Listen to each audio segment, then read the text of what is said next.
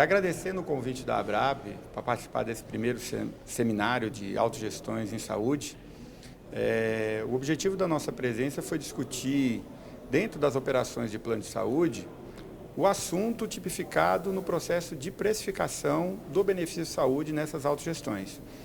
Nós escolhemos 3 óticas para tratar o assunto. Das várias possíveis, nós escolhemos 3. Uma diz respeito às operadoras de pequeno porte, cujo maior desafio é vencer o processo de subprecificação dos produtos. Subprecificação essa que se manifesta no componente de margem de segurança na hora de se formar o preço. A gente falou, disse as causas, discutimos sobre como o processo se desenvolve e trouxemos uma primeira proposição de solução para o problema, que seria a atividade de resseguro. Isso garantiria a operadora de pequeno porte se manter competitiva em preço frente às operadoras de grande porte, compensando a sua perda de escala numérica por uma atividade de resseguro, garantindo a sua condição de solvência e os seus preços alinhados com os preços de mercado. A segunda linha de discussão que nós fizemos foi com respeito ao pacto geracional que é firmado nas operações de plano de saúde. Os subsídios cruzados das gerações mais novas para as gerações de maior idade têm uma relevância muito grande nas autogestões, que em relação ao resto do mercado é a que concentra o maior número nas últimas faixas etárias, em especial a faixa que é delimitada pelo Estatuto de Idoso, os maiores de 60 anos de idade.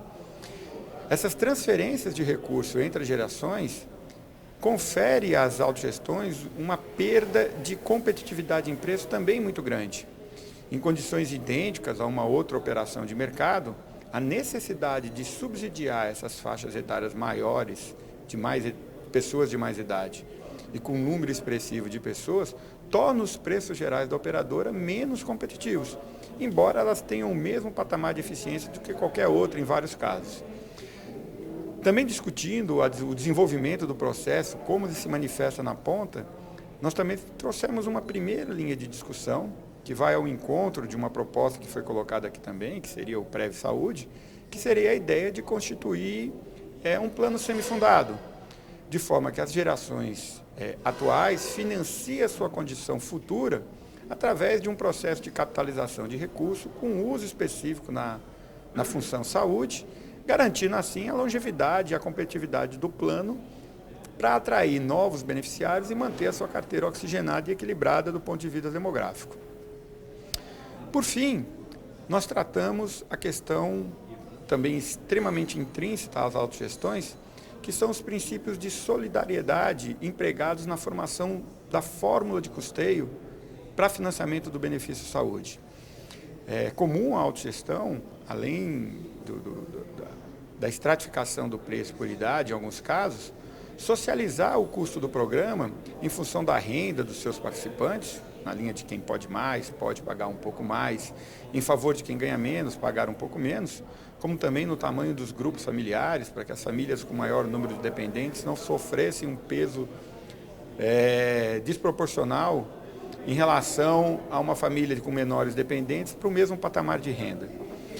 Existe uma dificuldade de encaixe desses modelos de socialização, apesar de serem de muitos anos e de muito sucesso, diga-se de passagem, com relação à atual escalada de custos nos planos de saúde. A gente deu destaque para a questão dos processos vinculados a salários, foi o objeto da discussão. A gente também desenvolveu o impacto disso dentro das operações, mostrando claramente que o processo de elevação salarial não acompanha o processo de elevação de custo ao longo da vida dos associados. É um problema social relevante, cuja solução atuarial depende de estudo específico e depende de uma ampla discussão com os maiores interessados, que são os associados que financiam os planos.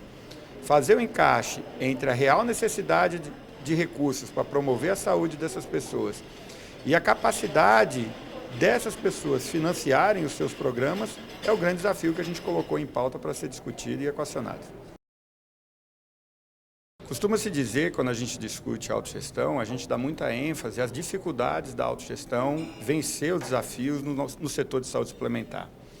E a gente valoriza pouco, consequentemente, toma pouco proveito de alguns diferenciais que as autogestões têm em relação ao mercado.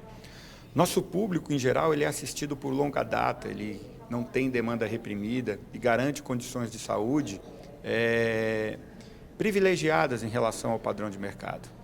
Outra característica muito forte é que o objetivo da autogestão é associado, que são, na verdade, os donos dos programas. Diferentemente de a maior parte dos outros setores, que tem algum tipo de finalidade comercial e um objetivo econômico diferente do beneficiário. A exemplo das medicinas de grupo, seguradoras, que obviamente tem como função remunerar o valor da ação do acionista lá, ou do cooperado, no caso das Unimedes. A autogestão tem como objetivo único prover assistência aos seus donos, que são os associados. Esse comprometimento e esse enlace garante diferenciais únicos para o nosso setor, que acabam sendo pouco aproveitados, digamos assim, neste processo de engajamento dentro do mercado. Então, rediscutir os pontos fracos para garantir os pontos fortes, eu acho que é uma situação estratégica que não pode ser tirada de pauta de forma alguma. Uma outra característica muito forte das autogestões começa pelo nome. Quase todas as autogestões têm a sua designação começada por caixa. Caixa de assistência de alguma coisa ou de algum órgão instituidor. Essa visão de caixa permeia o nosso raciocínio até hoje, mas a gente vive uma realidade securitária, uma realidade de gestão de risco e não uma realidade de caixa, daquele ambiente de compartilhamento e contribuição solidária. Eu não desmereço, não se pode desmerecer o mérito deste conceito, mas a gente não pode se furtar a encarar a realidade como ela se materializa hoje em dia. A visão securitária ela é importante, porque ela desperta a consciência para o ambiente de risco da forma que ele verdadeiramente é, e conhecendo o problema de forma verdadeira, se não traz as soluções, elas nos preparam para a gente encontrar as melhores soluções num passo de tempo o menor possível.